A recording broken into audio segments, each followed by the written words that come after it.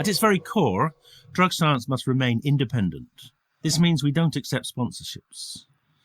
It's with the support of the drug science community we're able to do this and make the podcast in the first place. If you're able to become a drug science community member and support the show, you too will be supporting the dissemination of evidence-based drug policies. Without you, none of this would be possible. For anybody interested, there's a link in the show notes. Thank you.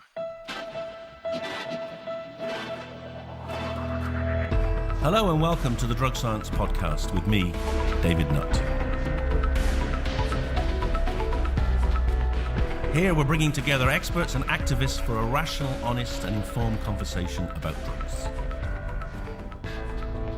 Well, good evening everyone and welcome to another Drug Science Podcast with me, David Nutt, and I'm delighted to have with me today a fellow psychopharmacologist, Dr. Julie Holland, all the way from somewhere in America. Actually, I'm not entirely sure where you are now, Julie. Is it still New York? It's an undisclosed area in New York, yes. Okay, well, I hope your private patients can find you. I guess you're somewhere on some registry. Oh, I am very findable by the people who need to find me, absolutely. I pride myself on being very responsive to my patients, but where I live in real space, I actually like to keep private for all kinds of reasons. No, I didn't want to down to the street or number. I was just, it's New York rather than Vancouver or somewhere. Yes, definitely. Yeah, I have an office in the city and I live in the country, basically, around New York City. That sounds a little bit like me. Is it? I bet. I live near Bristol, but my work is in Imperial, which is a couple of hours away. But yeah, the best of the big city as well, a bit of the countryside, and the trees and communing with nature, etc. Definitely. Yeah. I mean, my last book was all about being out in nature and sort of being one with the universe and things like that. And I did find it was easier to practice those sorts of aspects of self-care if I was actually living in the country and not the city. But for a long time, we did both. We went back and forth. And I really did. We had the best of both worlds. I was working at Bellevue on the weekends, and then I was up here during the week, kind of recuperating. And then when the kids got older, they were in school in the city during the week, we would cover on the weekend. So we just kind of kept switching things around to fit whoever made the most noise. No, I understand that. Great. Well, you've already touched on one of your more interesting aspects of your CV, which is the weekends at Bellevue. Oh, it is the interesting part. Yeah. Well, tell us about that. So you're a psychiatrist. Did you always assume you were going to be a psychiatrist? Did you go into medicine to do psychiatry, or did you gradually morph towards it? I did. I was one of those people in med school who knew what they were doing. I had a pretty clear goal. I mean, even when I was in high school, I knew I was going to be a brain doctor. I just didn't know, neurosurgeon or neurologist or psychiatrist. But the further I got into just studying the brain, the more there was just a natural fit with the drug part for me more than the physical matter that's there. I mean, I had a great neurosurgery rotation. I worked with some really amazing guys and I loved my time there, but it was the reality of neurosurgery is that you're standing for 8 or 10 hours at a time. And I just, my varicose veins and bladder just like weren't built for that. I'm built for sitting and talking and schmoozing and occasionally reaching for a prescription pad. So it was just a better fit for me. But also, right before I decided to go to med school was when everybody was talking about this new drug that they were calling Adam, which is MDMA. And that was really the carrot that got me through med school was that, I was going to go to med school. And then I decided not to go to med school because I was singing in a band and the band was doing well and I wanted to be the next Madonna. But after a while, I realized that I could be in a band and go to med school. And the thing that really got me to go to med school was MDMA. I really was fascinated by the idea of a medicine that could be used during therapy. So it was like the little carrot that got me through and sort of nursing all the hardships through medical school, which, it was not nothing. It was learning a lot of things that I'm like, yeah, but I'm going to be a psychiatrist.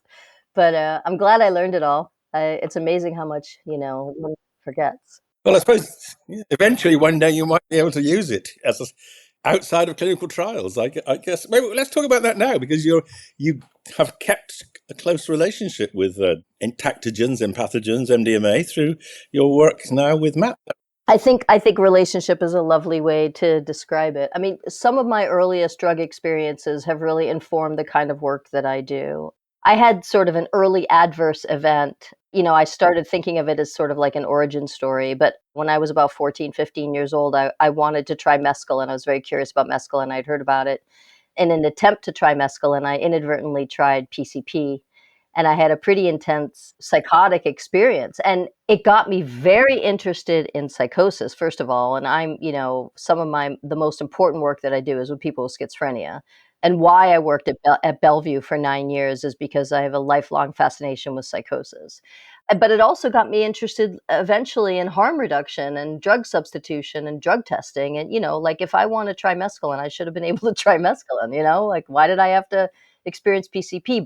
But now I wouldn't give that experience away for anything, because I'm very committed to research in the field of schizophrenia. And one of the things that's most important to me that was literally on my bucket list is making sure that there is MDMA schizophrenia research happening. And I'm really delighted to report that on both the East Coast and West Coast of our not so great at the moment nation, there will be MDMA schizophrenia research going on with two really top-notch schizophrenia researchers. On the West Coast, it's Stephen Martyr, and on the East Coast, it's John Kane. And if anybody is following schizophrenia research, they're just kind of OGs that have been around forever and have very good reputations. So I'm really excited because the very first time I ever took MDMA, the thing I was most impressed with initially, eventually there were many things, but the first thing I remember really noticing when the MDMA first came on, I mean, when I took it in 1985, was how quiet my head was, that my thoughts quieted down. My head, it almost felt like my brain was taking a nap, but I was allowed to stay awake. And I immediately thought that, in people who are hearing voices, how lovely it would be to just have that quiet for a little while and be able to think. So the truth is we really have no idea. I mean, I've got like a handful of anecdotal reports from people with schizophrenia saying MDMA reversed all my symptoms for several hours. Do you know why? And I'm like, Hmm. I don't know, but I would love to understand why. So I think we're gonna do an unblinded study, and just see what there is to see. Run everybody through twice. The first time will be with a placebo. The second time will be with a drug. That way, people with schizophrenia will be more used to the arrangement, and you can't play a placebo game with when people are paranoid. It's not going to work for anybody. And honestly, the whole placebo issue, we could spend an hour talking about how fraught it is in psychedelic research to have a placebo. The latest thing is, how could you possibly have a placebo for an ibogaine experience? The schizophrenia thing is interesting because I spoke with John Kane just a few months ago. He was asking me about this. I was Did meeting you? with him in Spain, yes, the end of last year.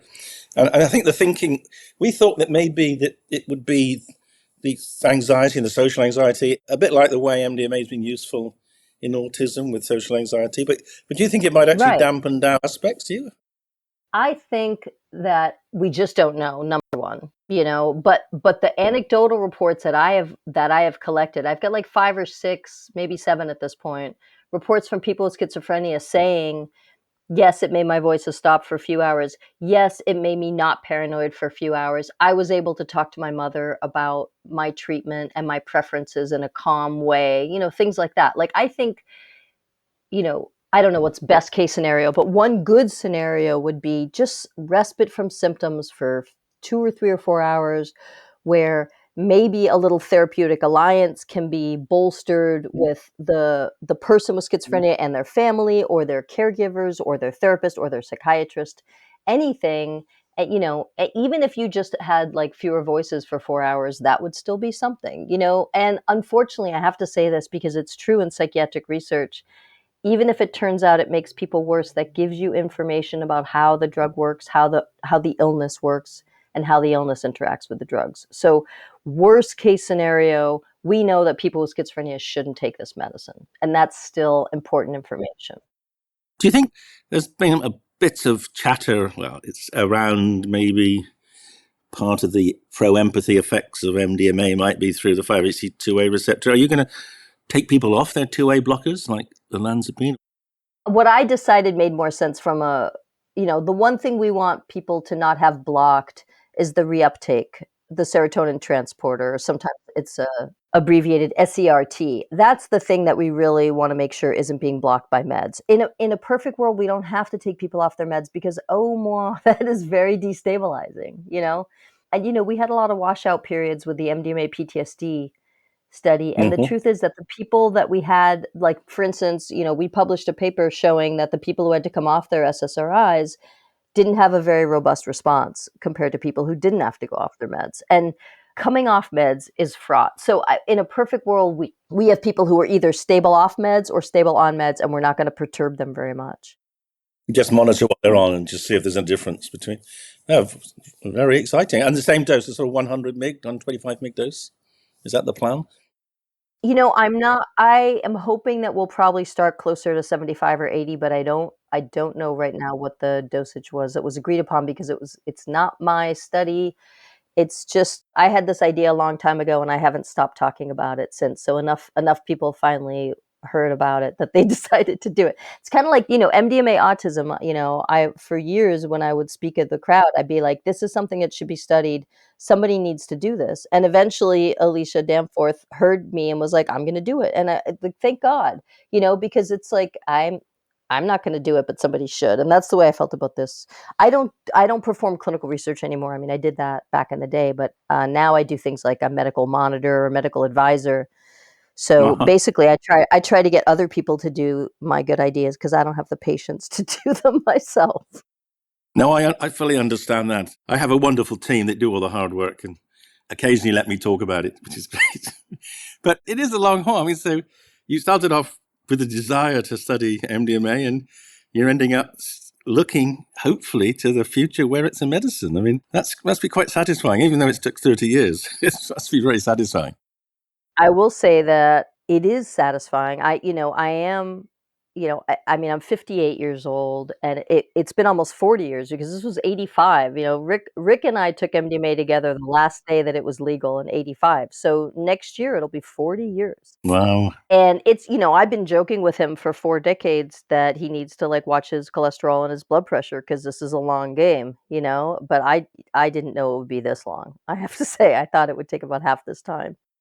I was speaking with him the other day, and he said, "David, the reason I'm much more active than you is because I just take a lot more LSD. So, but maybe, maybe he knows something the rest of us don't. The neuroprotective effect." Right. I have been encouraging him to follow an anti-inflammatory, lifestyle, and we do know that some psychedelics are anti-inflammatory. So, and I guess he's just branching out from the cannabis, which is definitely keeping him young. Well, he's amazing. I mean, truly. Yeah, the word I use for Rick a lot is indefatigable. He's just the energizer bunny. He keeps going. And the other metaphor I used to use a lot with him was, it's kind of like if you gave a toddler a tricycle and a helmet, and we're like, there's a brick wall, get to work. He's just like bashing against this thing over and over and over, and it's been slowly crumbling. And he's also been working it from the inside out. He went and got a PhD in public policy. He sort of embedded himself into FDA drug approval process and into the VA. It's like he cut his hair so that he could sort of work it from the inside, Well, let's hope literally. hope the FDA appreciate all the effort and thought and energy and that's gone into it. Well, So, are your fingers tightly crossed? I wish I knew what to think. I mean, I am an eternal optimist, but it's hard to be sort of blatantly optimistic. We know that if they say yes, it's going to be a yes, but it's going to be a qualified yes with a bunch of big buts that no one's going to want to really have to deal with. And like, what I thought was in August we would sort of learn what all the buts are, but it turns out that August is the end of the process. So this summer we're going to start to learn about what the restrictions are going to be. What people are going to start hearing this term REMS a lot, REMS, which is the risk evaluation and mitigation sort of system. It's like, what are we going to do to mitigate risk? And also the government cares very much about diversion. What are we going to do to mitigate diversion? If we want one person with PTSD to get MDMA, how do we make sure they get it, nobody else gets it? So, although sadly, I mean, I know you're a harm reduction person like I am. The idea there's going to be diversion, there's almost never. Well, maybe I was talking in Britain. there's almost never real serious Right. diversion. The only diversion is likely to be to the doctors, so it's not going to be diverted to other patients or onto the. Yeah, or the regulators or the police, or the joke in America is, cops have the best weed, that sort of thing. Yes, yeah. But the other issue, our drug supply is poisoned right now here in America. I don't know if you guys are having the same level of fentanyl crisis we are. Not as bad, thankfully.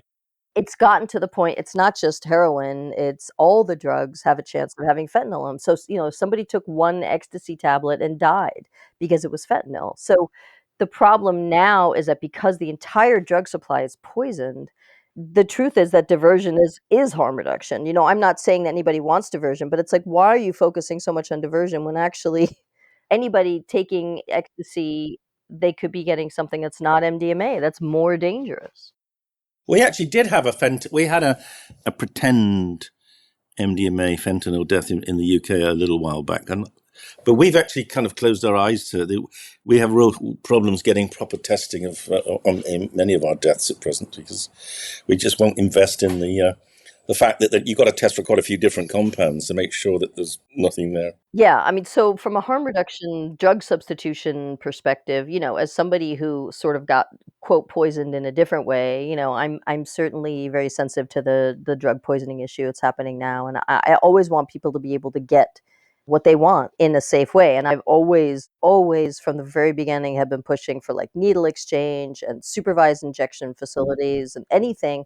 People are gonna take drugs. They're gonna. I mean, I've 9 years at Bellevue. What's the takeaway?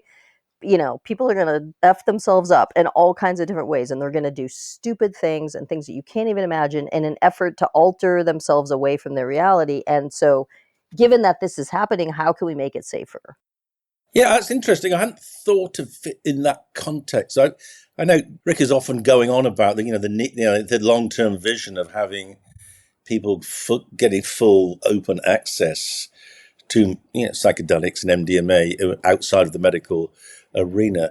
But I always thought he was pushing that from a sort of moral and what you might call experiential position on the grounds it'll make people better people. But the idea that it's actually harm reduction, that's actually kind of quite an interesting take on it as well. Yeah, I guess you're right. In America, it's clearly helpful if people actually knew what they were taking, given most of them, Yeah. so many. I mean, I feel like now, even in my private practice, if I prescribe somebody, a Xanax or a Valium or something because they're really anxious and they want to take something to calm down, it's on some level, it is literally a life-saving maneuver now because if they went on the street and tried to buy Xanax, they could die.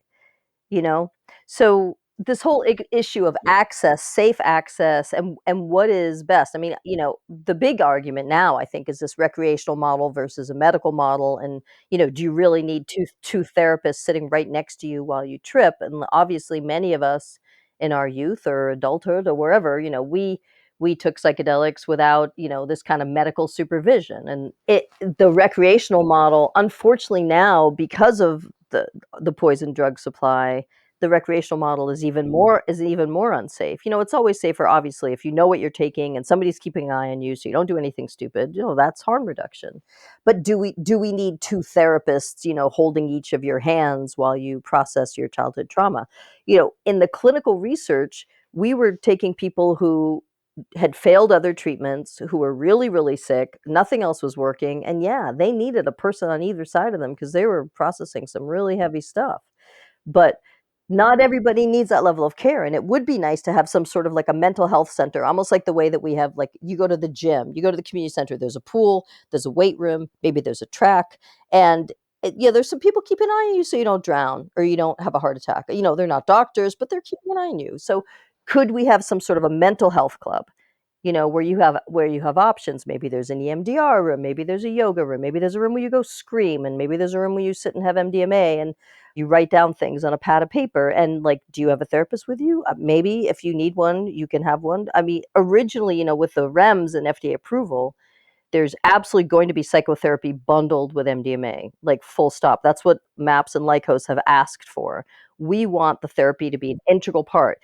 And the government may turn around and be like, we're not paying for the therapist. Like, yeah, we'll approve the drug, but we've never mandated therapy with a drug before. Why would we start now? So I don't know what they're going to say. I know what I'd like them to say, and I'd love to be in the room in those discussions. I don't think that that's what's going to happen. I think it's Lycos, it's not MAPS, and Lycos has their people that are going to be in the room, and I hope it goes well.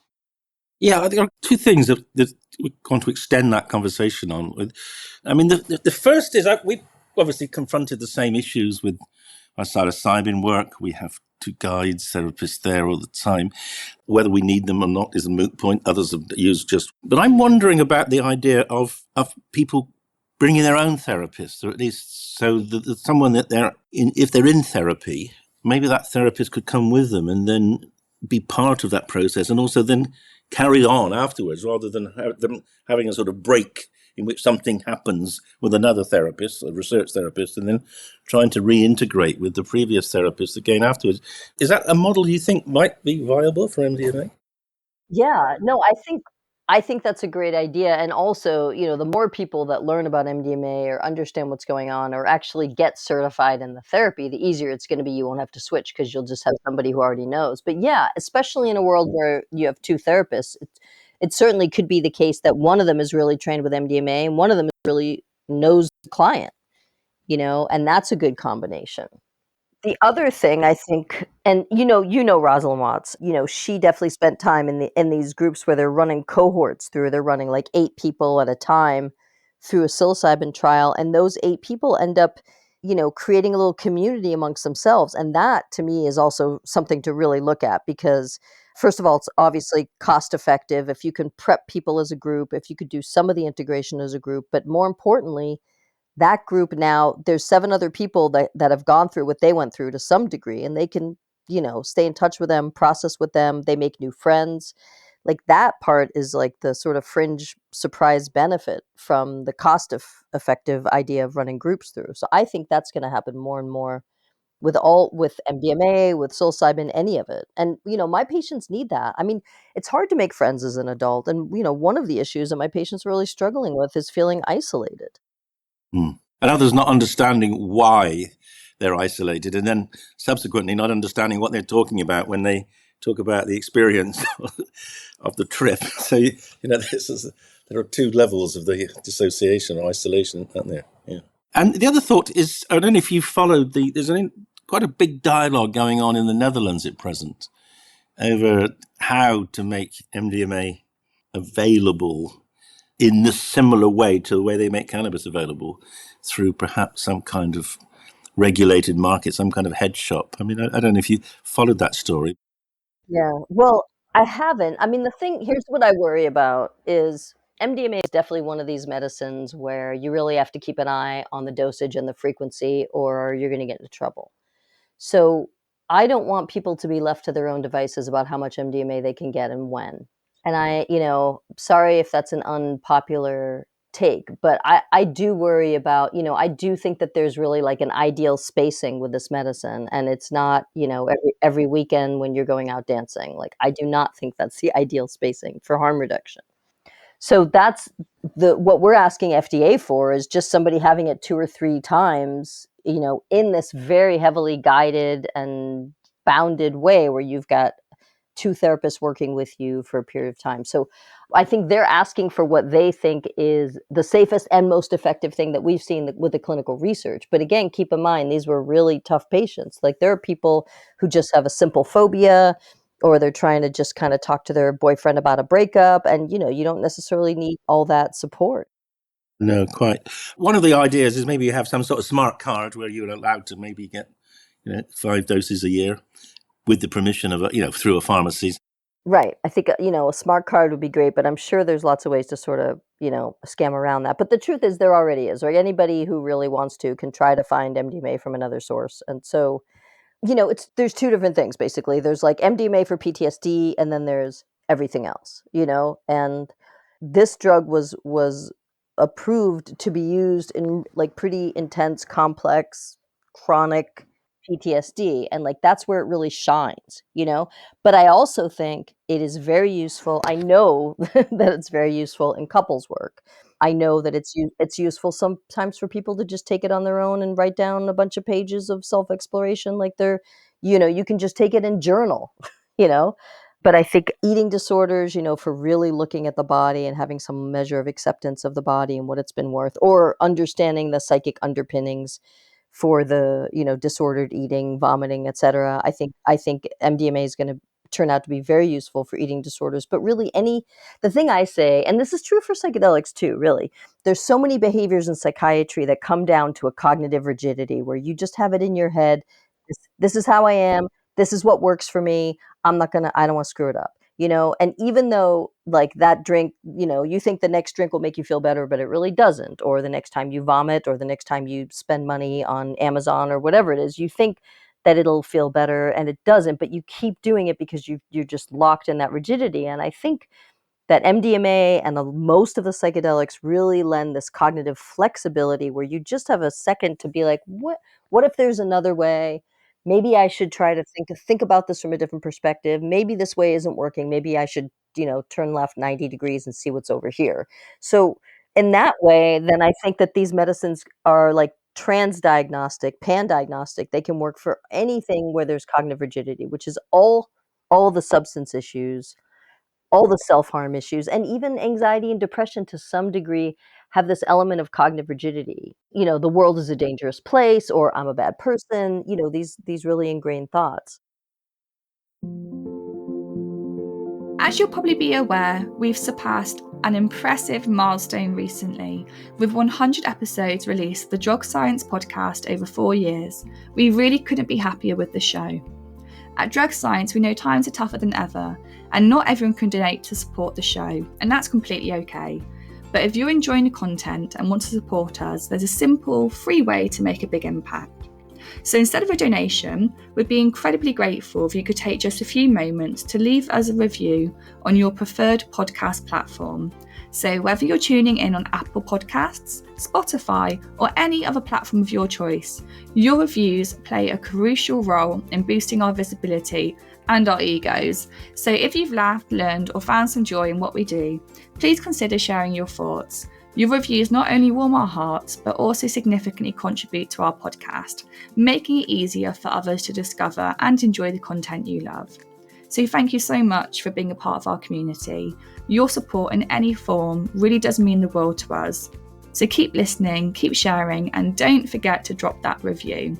And before I forget, don't forget to submit your questions for future guests via the Google form.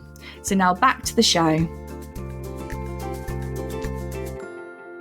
So one of the other interesting things going on in the Netherlands is, so they're looking at, and in Britain as well, we're looking obviously with enormous hope that the FDA give you a very, very much 2 thumbs up. But then the question is, when will we have access? Yeah, well, that's a great question because, I can't answer, but what I like about NHS is they really look at what is actually cost effective. For instance, they very clearly said that a compounded racemic ketamine is cost effective, but the brand name Spravato for, 30,000 times the price is not cost effective. And like, that's true. So I think that when it's no longer brand and it's generic, which is like 5 years or at the most 7 years, I imagine NHS will really look at the numbers. Okay. So how come it's such a short period of IP then? I remember Rick saying 5. I always thought it was 7, and then he said, or maybe it's, first of all, the EMA has a different timeline than FDA for how long something is protected, right? So I don't want to misspeak, but my point is that whenever patents expire, NHS will take a serious look. That's one thing I would say, just knowing them as little as I know them. But in Europe, I know that there will be some submission to EMA for MDMA and PTSD. I know that's so many. I just said so many letters, but yes. That's reassuring because we've sort of heard this rumor. I don't know if Lycos is submitting to EMA or if somebody else is. Well, let me ask you, is Awaken pushing for MDMA approval anywhere? Are they helping the process, or does Awaken exist anymore? What's going on with them? That's my first question. Well, this will actually undermine your confidence to some extent in the British system. No, it won't. I have none. I don't have confidence in any systems. Let's just say that. If it's a system, it's got problems. They were awakened. The clinics do no longer exist. They do no longer exist. It didn't work. It wasn't basically there's just not enough. We didn't get insurance. We went to this. You will find both horrifying and amusing. So we went to the regulators, the MHRA, with two projects: a project around ketamine for alcoholism and a project around MDMA for alcoholism. And they said, we like the ketamine one, but the MDMA one is too dangerous. The drug is too dangerous, and the drug is too addictive. And we said, please, I think you've got the drugs mixed up. Sorry. And nope, they said no. MDMA, dangerous, illegal drug. Ketamine is a legal drug. Didn't you know that, Professor Nutt? It's a legal drug. Right. So how bad can it be? So, I mean, the ketamine addiction issue is real. I will tell you as a clinician that it is something I hear about. Not, it's not zero and it's not everyone, but there are some people who like the way ketamine feels and use it compulsively. I have met people like that over the years. Not an overwhelming majority, but not zero. And in truth, I feel like the addiction risk of MDMA is probably lower than the addiction risk of ketamine. But again, not zero. But I haven't met many people who get addicted to true, pure MDMA because it tends to really feel less and less good the more you take it. It's not going to be a good addictive drug if that's the situation. No, well, I mean, actually, let me ask you this question. Did you find anyone in the MAPS trials who reported any semblance of craving or desire to carry on using? No, but I also think in that population where they're going through some pretty heavy, terrible stuff, there was not a lot of blissed out, I feel so great right now kind of reporting.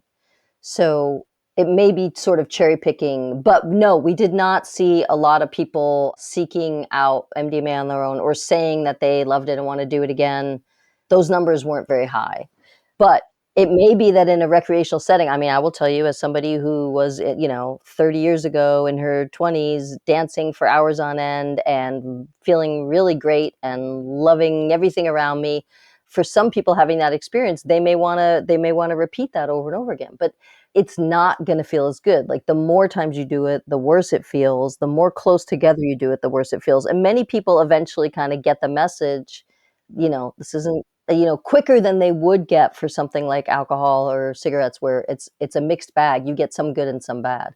So I think, there's this idea that it has like a longitudinal cumulative tolerance that, there's some people who say you only have like 12 or 15 good experiences with this drug. You better spread them out, because if you do them all in 2 months, you're done. It's not quite that simple. But you also found in your study that actually the use of other drugs went down as well, didn't it? And I think in the one of the Mitchell studies, so which is also very reassuring. It's not as if they're displacing to something else. No, definitely, right. And what you see, with like the psilocybin cancer patients too, is that after they go through the psilocybin study, they use their pain meds in a different way, and they have a different relationship with pain, and their use of the pain meds go down. So I think that with MDMA PTSD, it's almost like people have a different relationship with their symptoms and with their meds. Most of them don't go back to the SSRIs they were on or the benzos they were on, because they really just have a different, it's kind of like it like changed their baseline, settings or something. I mean, when people talk about ketamine, they'll sort of joke about like a factory reset or something, that the power gets switched on and off. I don't think of MDMA as something like that. I have a lot of metaphors for it, but that is definitely like not one of them. We find our psilocybin talk that they often, in fact, a lot of them use a computer metaphor of either resetting or reformatting or defragging or right. Well, I think sometimes, I even think like that sort of works with thinking about ibogaine. But for me, the MDMA is more, I have a couple metaphors I really like. I mean, one is just the difference between surgery with and without anesthesia. Like in the old days before anesthesia, you had to just it was going to be brute force, that you were going to pull something out of somebody, and it was extremely uncomfortable, and they may not survive it, and they may run away from you, and like psychotherapy is pretty painful, and you have to be really good at it. And it's a little bit like diffusing a bomb. You gotta, be very careful. And a lot of times you push too hard, you peel away too much, you lose a patient for months at a time or forever. It's too painful. They don't want to get to it. So this is a way where like you can get to the painful stuff in a way that is tolerable, where a person actually feels physically pretty good and they feel sort of strong enough to actually look and go through the process. But also because this quiet amygdala, you really have this thing that I call like, like a house with all the lights on and all the doors unlocked. And like you feel brave enough to kind of open those doors and look in the closets and see what's going on. And it's well lit enough that you're not too afraid, and you can do the really hard work of digging through and sifting through to figure out where you got hurt, where the trauma was. No, that's an interesting analogy, yes. I wanted to move on to one of your other books, well, the other book perhaps you're most famous for, which is Crazy Moody Bitches. Right. It's called Moody Bitches. But that's what made you famous, isn't it? No, Oh, right. I don't know what made me famous. I mean, one of the things that made me famous, honestly, I don't know I mean, fame is all relative, so it's not very much. But compared with most psychopharmacologists, let's put it that way. After I published Weekends at Bellevue, I got on the Today Show like 25, 27 times over a period of many years because like Lindsay Lohan was having her moments, or Britney Spears was having her trouble, or Heath Ledger had his trouble. And so it was like every time a celebrity overdosed or had some sort of psychiatric episode, I would come on the Today Show and talk about it. So, and luckily for me, every time I came on, they showed my Weekends at Bellevue cover. So I think that really helped push things along. But Moody Bitches was really right place, right time. It's a book for women about hormones and antidepressants and birth control pills and, all of it. And it's about sex and women's health. So honestly, the book didn't sell as well as everybody thought it was going to. I think it turns out that the title was actually more off-putting. Like the women in New York thought it was the funniest thing in the world. But I think women in the rest of the country were like, I'm not going to buy a book called Moody Bitches and walk around on the street holding a book called Moody Bitches. So in hindsight, I think that it was a little snarky. But it's supposed to be funny. I mean, it was a joke. But jokes don't translate to book titles, was the very expensive lesson for the publisher on this one. Oops. I see, but I presume, but there's still, the issue hasn't gone away, and we're certainly finding in the UK now, a rising understanding and acceptance of menopausal problems, and also, but also a horror of how little's known and how little research is being done. I don't know if you've managed to influence that at all. I don't know if I influenced it, but one of the things I wrote about that I didn't even realize was like how women aren't really represented in most clinical research. Like a lot of the preclinical research is on male rats and a lot of the clinical research is on men. And that was something I just, wrote about in Moody Bitches. And then I felt like other people started writing about it. And then I saw that FDA made rules that women have to be included in clinical studies. And I was like, oh, good. That's good. Cross that off the to-do list. So I'm glad people are talking about it. And again, I wrote about menopause. There's a chapter in Moody Bitches called The Storm Before the Calm, because menopause is really a tempestuous, torrential kind of time to go through. And I was old enough, to really be writing about it from a perspective of somebody who was just starting to enter it. And Moody Bitches has a lot of helpful information about getting off antidepressants, or how many people are sort of overprescribed and who really needs it and who could get by without it. And here are some other ways to get by without antidepressants if you want. And here are some other ways if you don't want to take hormones to manage your symptoms.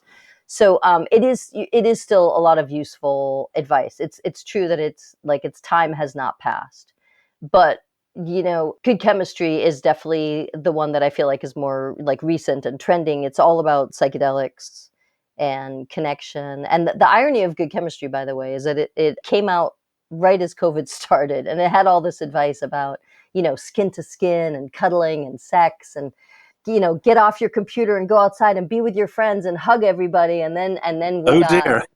COVID, where we had to all isolate and be isolated. And I wrote about isolation in Moody Bitches. I wrote about isolation in Good Chemistry. It is a whole sort of physiological state to be isolated, and it's bad for your body and bad for your brain, bad for your metabolism. It makes you fat. You don't sleep well, you get ulcers, and you don't learn well in isolation. So, this whole period of COVID where everybody was kind of hunkering down, for some of us to be with our families was really very sweet. But for a lot of people, it was super isolating, and they're still isolated. Not everybody just like bounced back to getting out in the world. So it's the loneliness epidemic. Yeah, even when I don't know how you felt, but it was was weird that even though you knew it was ridiculous, once you can acquire a sort of a resistance to change, which is when you haven't gone out, the going out is different. And there was even for me, there was a sort of threshold of make a decision. You got to, you can't continue to sit here. You've got to get back into the real world, even because you become very comfortable doing things, particularly if you. So comfortable. So comfortable. I mean, this, I'm sorry you can't relate to this, but some women are going to hear this and be like, yes, in terms of comfort, to not wear a bra for months and months and months, and then like to have to put one on to go out, and you're like, I can't believe I ever wore one of these every single day. Like, what was I thinking? And so I think there were a lot of things like that for me, especially I used to do a 2-hour commute door to door. So 4 hours a day if I wanted to work. I didn't think a second thought. I would do that 4 hours to go work multiple times a week. And then after COVID, I would go in once and I'd be like, I can't believe I did this, like over and over. I would just go in like a couple times a month, and I felt like that's enough. So a lot of us got used to a different way of living, and there is no going back. I mean, in America, the big thing now is telehealth. Everybody is doing telehealth for anything they can. Basically, any doctor who can work online is, and any patient who can get what they need online is. And supposedly our government's going to change the rules about telehealth at the end of this year. And it's like, good luck. Everyone's been doing it for 4 years. You're going to tell us what the rules are now?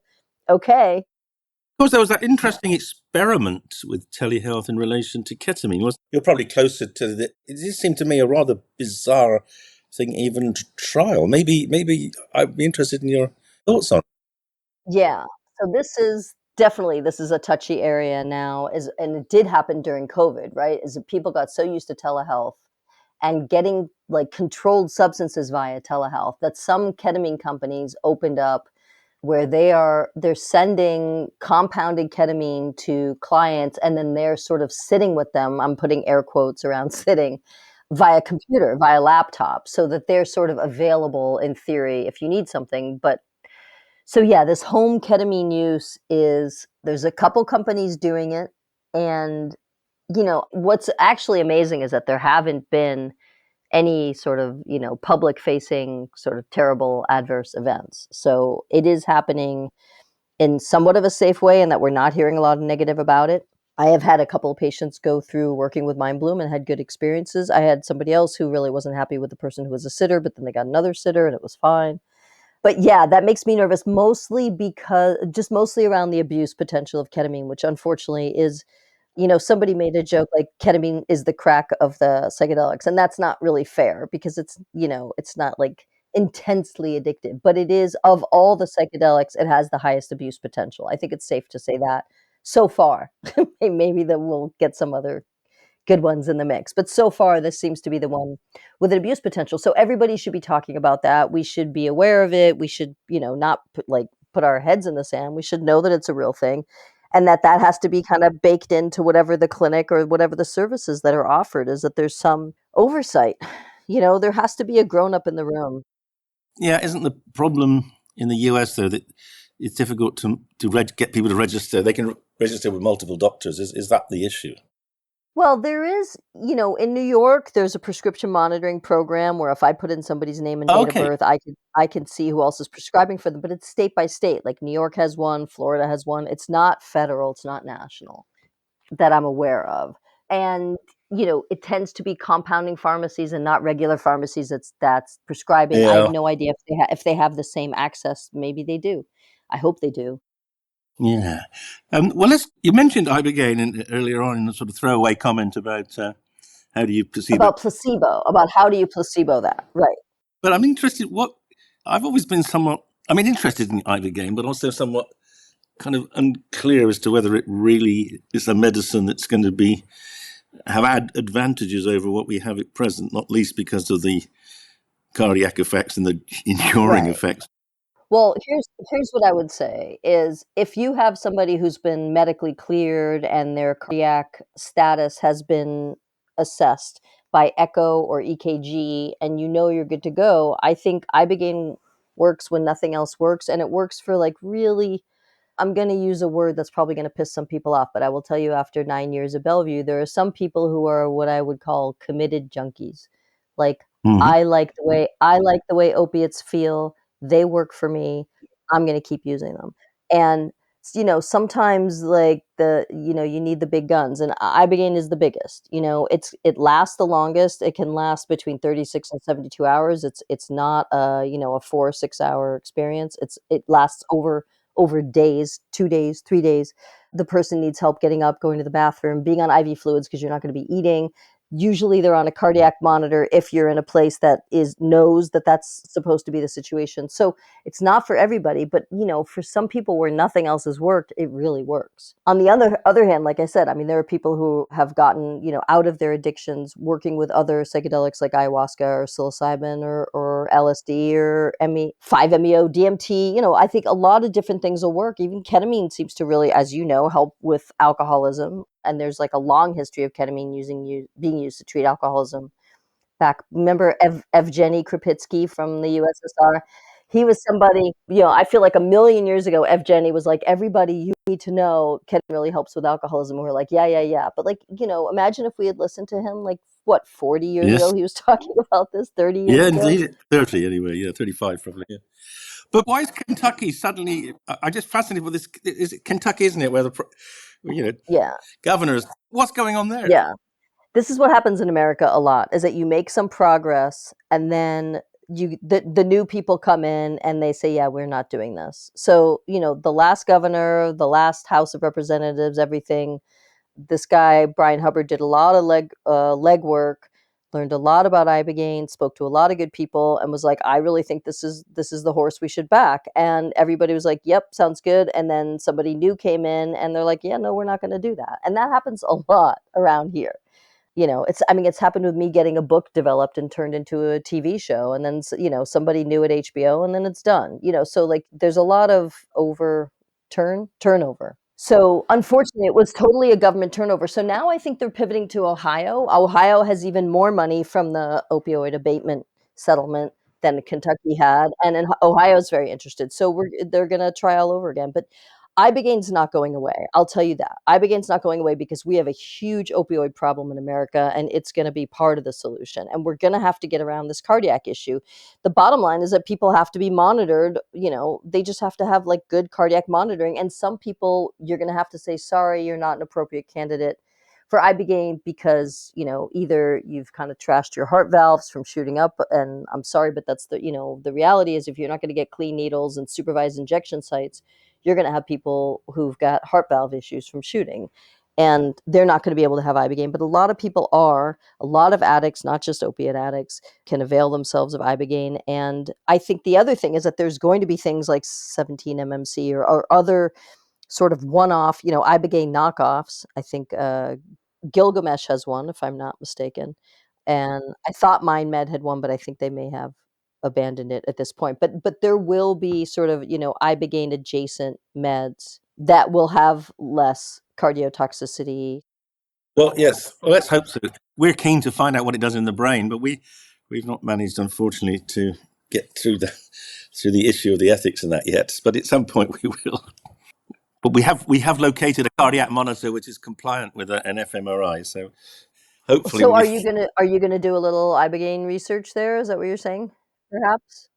well, that was our that's been our hope that we could actually, because I really be really interesting to know whether it does the same in the brain as the other psychedelics.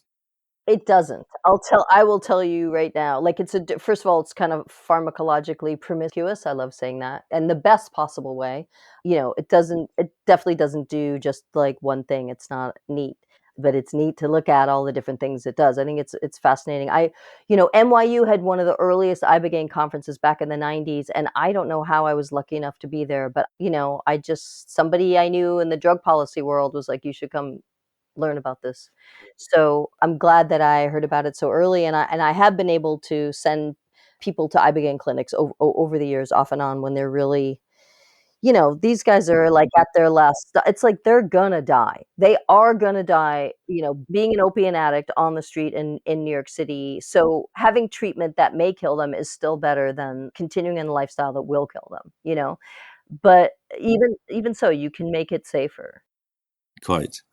Well, before we finish, I just got to ask you: do you have another book in progress or planned? No, I'm very happy to say that I don't. Really, I've got 5 books.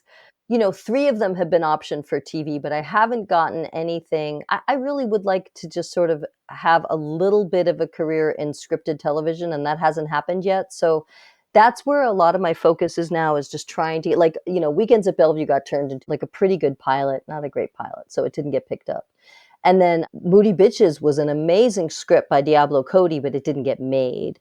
And now Good Chemistry has been optioned, but we don't have a good script yet.